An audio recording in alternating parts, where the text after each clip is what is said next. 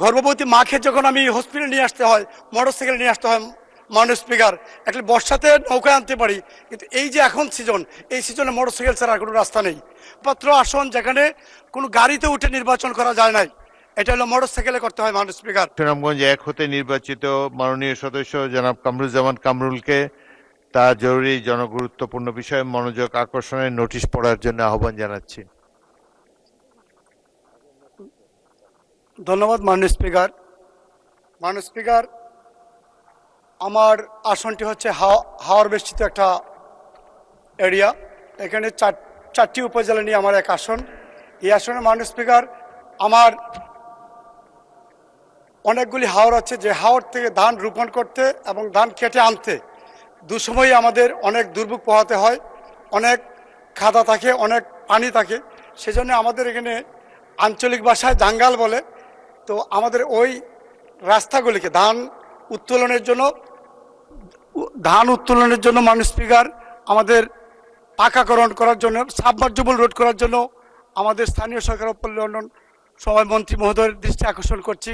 এটা কবে নাগাদ করা হবে, এটা করা হবে কিনা এটা জানার জন্য মাননীয় স্পিকার। ধন্যবাদ আপনাকে। মাননীয় সদস্য, আপনাকে ধন্যবাদ। মাননীয় স্থানীয় সরকার, পল্লী উন্নয়ন ও সমবায় মন্ত্রণালয়ের প্রতিমন্ত্রী জনাব শাহ আলম এ বিষয়ে একটি সংক্ষিপ্ত বিবৃতি প্রদানের জন্য আহ্বান জানাচ্ছি। বিসমিল্লাহির রহমানির রহিম।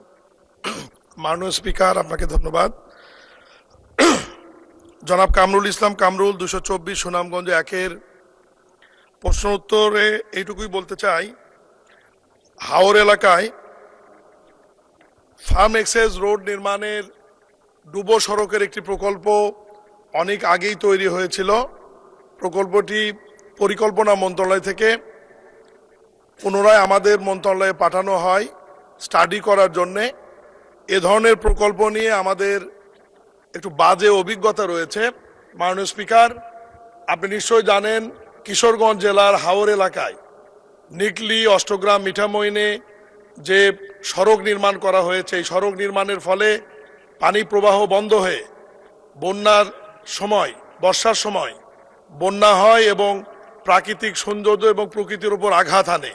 সব বিষয়গুলো নিয়ে স্টাডি করে প্রকল্পটি পুনরায় আমরা একনেকে প্রেরণ করব এবং এ ব্যাপারে মাননীয় প্রধানমন্ত্রীরও নির্দেশনা রয়েছে যে পানির প্রবাহ বন্ধ করে যেন এ ধরনের কোনো প্রকল্প গ্রহণ না করা হয়, প্রাকৃতিক বিষয়গুলো সমৃদ্ধ রেখে যাতে কৃষকেরও উপকার হয় এবং ডুবো সড়ক নির্মাণ করা হয়, এই বিষয়ে মাননীয় প্রধানমন্ত্রীর নির্দেশনা অনুযায়ী আমরা নতুন প্রকল্প নির্মাণ করে একনেকে প্রেরণ করব এবং প্রকল্প বাস্তবায়ন অনুমোদিত হলে এরপরে এটা বাস্তবায়ন হবে। ধন্যবাদ মাননীয় স্পিকার। ধন্যবাদ মাননীয় প্রতিমন্ত্রী। মাননীয় সদস্য কামরুজ্জামান কামরুলকে একটি সম্পূরক প্রশ্ন করার জন্য আহ্বান জানাচ্ছি। ধন্যবাদ মাননীয় স্পিকার। আমার মনে হয় আমাদের মন্ত্রী মহোদয় আমার কথাটা বুঝতে পারেন নাই। আমি যে কথাটা বলছি, এটা সাবমার্জিবল রোড, এটা সিজনাল, পানির তলে, এটা যখন পানি আসবে তখন তলায় যাবে, পানি চলে গেলে আবার আমরা এই রাস্তাটা ইউজ করতে পারবো। এটা পরিবেশের কোনো ক্ষতি হবে না। মাননীয় মন্ত্রী মহোদয়, আমরা এটা সাবমার্জিবল রোড বলছি প্রত্যেকটা হাওরে। আমাদের, আপনি জানেন মাননীয় স্পিকার, আমরা সিলেট বিভাগের 19টির মাঝে 18টা আসন আমরা পেয়েছি। আমরা ওইটাও পেতাম যদি আমাদের দলীয় মনোনয়ন থাকতো। আমাদেরকে এই অঞ্চলটা হচ্ছে মাননীয় স্পিকার একদম কৃষি নির্ভরশীল।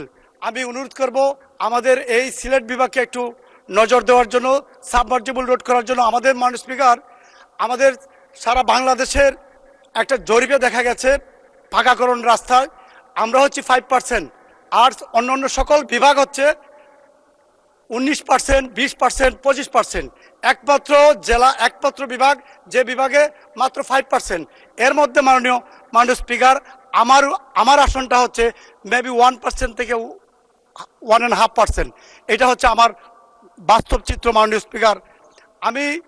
আমরা যখন নির্বাচন করি, আমরা যখন এলাকাতে যাই, মোটরসাইকেল একমাত্র আসন যেখানে কোনো গাড়িতে উঠে নির্বাচন করা যায় নাই, এটা হলো মোটরসাইকেলে করতে হয় মাননীয় স্পিকার। এই কারণে আমি বলছি সাবমার্জিবল রোড করার জন্য। যদিও অনেক বড় বড় প্রজেক্ট না নিতে পারলেও আমরা সাবমার্জিবল রোড করলেও আমরা মানুষগুলিকে আমরা একটু সুযোগ সুবিধা দিতে পারবো। মাননীয় স্পিকার, আমার এখান থেকে যখন আমার একজন মা গর্ভবতী মাকে যখন আমি হসপিটালে নিয়ে আসতে হয়, মোটরসাইকেল নিয়ে আসতে হয়, মাননীয় স্পিকার, একটা বর্ষাতে নৌকায় আনতে পারি, কিন্তু এই যে এখন সিজন, এই সিজনে মোটরসাইকেল ছাড়া আর কোনো রাস্তা নেই। মাঝে মাঝে কিছু জায়গায় অটো চলে, কোনো রকম ঠেলায় দেখা। মাননীয় স্পিকার, আমার এই আসনটির প্রতি সবার সুদৃষ্টি দেওয়ার জন্য আমি অনুরোধ জানিয়ে আমার বক্তব্যকে শেষ করছি। খুদা হাফেজ। মাননীয় সদস্য, ক্লারিফিকেশনের জন্য এই রাস্তাটা কি মাটির রাস্তা হবে তো, নাকি পাকা রাস্তা চান? সাবমার্জিবল পাকা রাস্তা। পাকা রাস্তা? জি তো পানিতে এই রাস্তা, পাকা রাস্তা নষ্ট হয়ে যাবে না? জি না, আমাদের অনেক অনেক ইয়ে হয়, ডালাইয়ের মাধ্যমে করা হয়, এটা অনেক বছর থাকে মাননীয় স্পিকার, 20-30 বছর পর্যন্ত টেকসই হয়। সিসি ডালাই। মাননীয় প্রতিমন্ত্রী। মাননীয় স্পিকার, সাবমার্সিবল বা ডুবো সড়ক এটি আরসিসি দ্বারা নির্মিত হবে, পানির নিচে থাকবে বর্ষাকালে, এবং বর্ষা শেষ হয়ে গেলে রাস্তাটি আবার পানি শুকিয়ে গেলে ওপরে আসবে, চলাচলের যোগ্য হবে। আমি আমার 71 বিধিতে প্রশ্ন উত্তর পর্বে বলেছি যে এটা স্টাডি করা হচ্ছে, এটা অনেক বড় প্রকল্প, 3500 কোটি টাকার প্রকল্প। আমরা স্টাডি করে মাননীয় প্রধানমন্ত্রী নির্দেশনা দিয়েছেন যাতে পানির সারফেস লেভেল এবং পানির প্রবাহ ঠিক রেখে যাতে প্রকল্পটি বাস্তবায়ন করা হয়। আমরা অচিরেই প্রকল্পটি ডিপিপি আকারে প্রণয়ন করে প্ল্যানিং কমিশনে